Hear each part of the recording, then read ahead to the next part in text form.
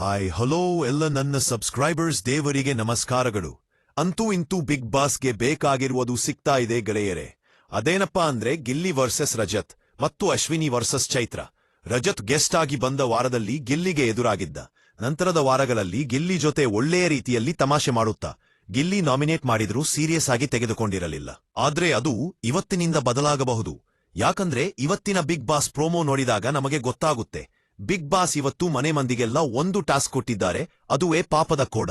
ಎಲ್ಲರನ್ನೂ ಗಾರ್ಡನ್ ಏರಿಯಾದಲ್ಲಿ ನಿಲ್ಲಿಸಿ ಪ್ರತಿಯೊಬ್ಬರ ಎದುರು ಒಂದೊಂದು ಬೌಲ್ ಇಟ್ಟಿದ್ದಾರೆ.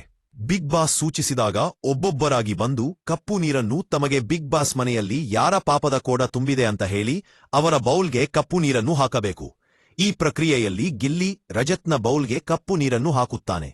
ಇದರಿಂದಾಗಿ ರೊಚ್ಚಿಗೆದ್ದ ರಜತ್ ಕಿಚ್ಚನ ಎದುರಲ್ಲಿ ನಾನು ಗಿಲ್ಲಿಯನ್ನು ಆಟಕ್ಕೆ ಲೆಕ್ಕಕ್ಕೆ ತೆಗೆದುಕೊಂಡಿರಲಿಲ್ಲ ಮತ್ತು ಅವನು ನನ್ನ ಎದುರಾಳಿಯೇ ಅಲ್ಲ, ಇವತ್ತು ಚಾಲೆಂಜ್ ಮಾಡ್ತೇನೆ, ಈ ಮನೆಯಲ್ಲಿ ಎಲ್ಲರನ್ನೂ ಹೊರಗೆ ಕಳಿಸಿಯೇ ನಾನು ಹೋಗುವುದು ಅಂತ ಚಾಲೆಂಜ್ ಮಾಡ್ತಾನೆ. ಗಿಲ್ಲಿ ಕೂಡ ನಾನು ಎಲ್ಲರನ್ನೂ ಹೊರಗೆ ಕಳಿಸಿಯೇ ಹೋಗುವುದು ಅಂತ ಚಾಲೆಂಜ್ ಮಾಡ್ತಾನೆ.